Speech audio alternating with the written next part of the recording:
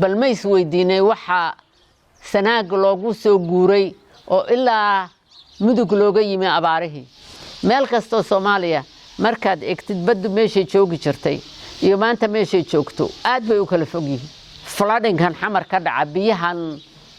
roob yar markuu da'ay qaraqmayso xamar in qorshe laga sameeyo ma sha Allah bismillaahir rahmaanir rahiim wax yar oo deegaanka abaliga dhageysta wax yar oo aan badnayn ilaahayna hay nagu wada anfaco horta aniga in dooran ka maqnaa dhulka sababtoo ah xanuuno badan bay igu dhacay waa xanuunsaday waa la qalay sanaday qaadatay haddaan soo noqday deegaankii bal ma isweydiinay waxa sanaag loogu soo guuray oo ilaa mudug looga yimi abaarihii horta number 1 waxa ka qayb qaatay adeesa ha u badnaatee biyii la qabqabtay dhulkii la qabqabtay oo loo xiray biyaha oo dadka la baray oo xataa reer miyiga qaar sameynayaan dhul reerkii degay dhagaxa u dhigayaan oo dariiqii gaariga gooynayaan oo u dhigayaan digo u dhigayaan askari jiifo waxay yiraahdaan si uu biyahaas aanay u urdin dariiqa marka dhulkan shaqadaas way anfacday waxa kale oo anfacay dariiqan la sameeyay oo ilaa Boosaaso badhan ah dariiqaas wuxuu anfacay gaari walba dariiq cusub uu sameyn jiray oo dhulka xaalufin jiray waxa dhacday dariiqii hal mid buu noqday hal mid markuu noqday gaariyadii dhinac walba ordayay la waayay waxa xaalufkii baa yaraaday dhulka xaalufkiisa baa yaraaday marka biyihii waxba ku haray dhulkii marka daaqii waa sababaha u soo baxay ayaa maaragtay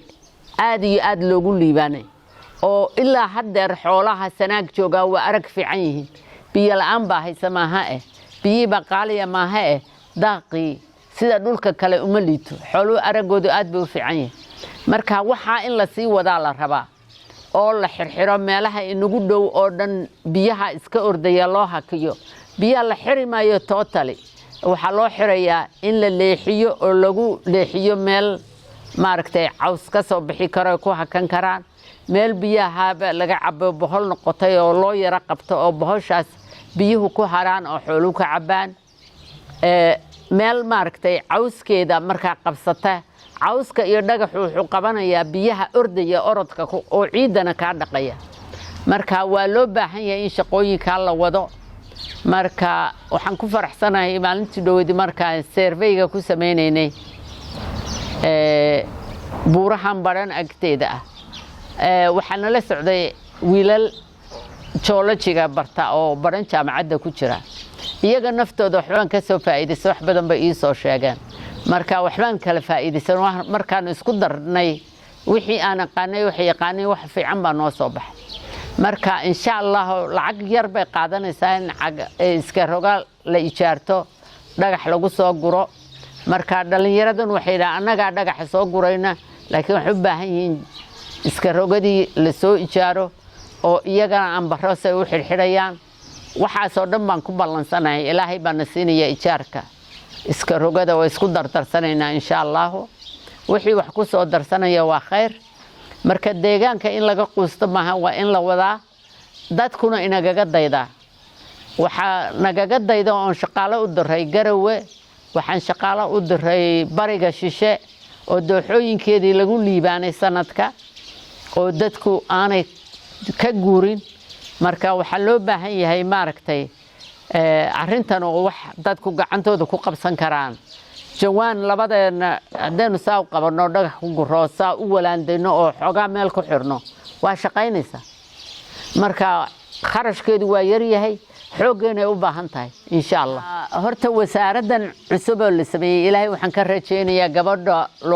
waa tahniyadeynayaa gabadha loo doortay wasiirka deegaanka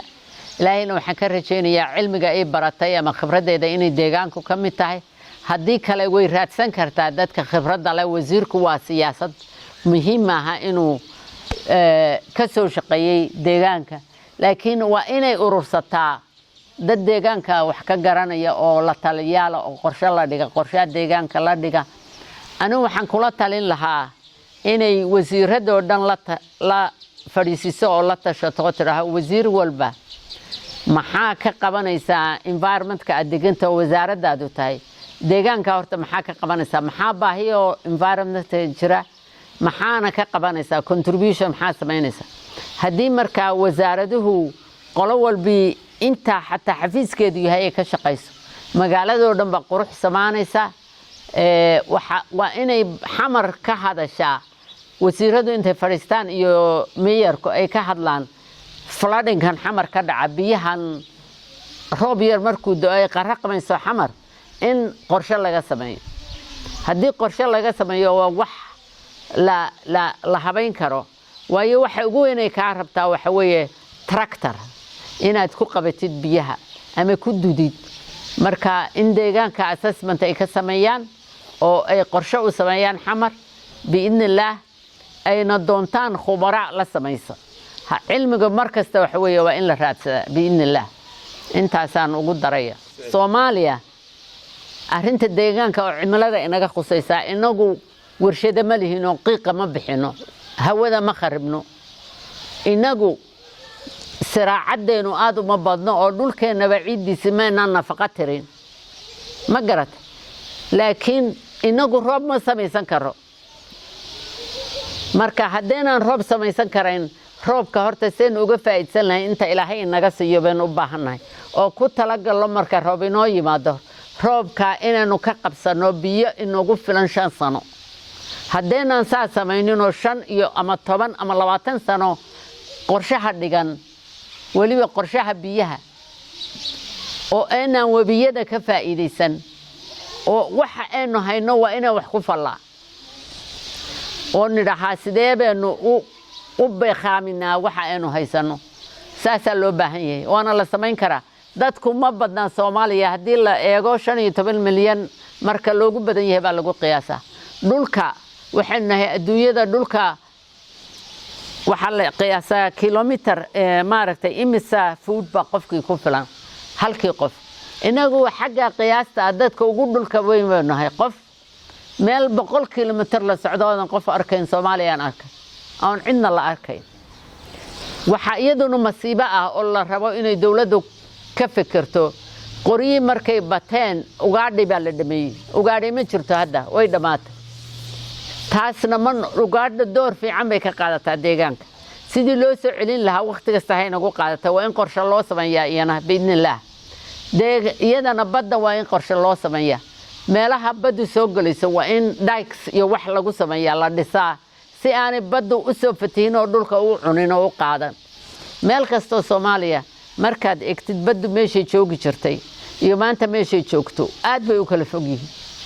dhul badan bay cuntay inaguna ma ogin inay dhul inaga cuntay maadaama inuu dhulkeenu iska maran yahay waa durugnaa meel kale inuu dhisanaa cushad ka samaysanaa intii qaadatay ilaahay nooma qorin baan niraah laakiin ilaahay wuxuu ku siiyay aqli aad wax kaga qabatid marka waa inaan xagga badana dad khubara oo deegaanka badda qorshe u sameeyo waa inaanu yeelanaa ama doonanaa adduunka dhan way jiraan wax walba la soo ijaartaa wala soo ijaaran karaa xataa kuwa sadaqa ah helaysa oo free ah biidnillaah intaasaan ku soo goy runta cilmi baaris iyo horumarinta hadaf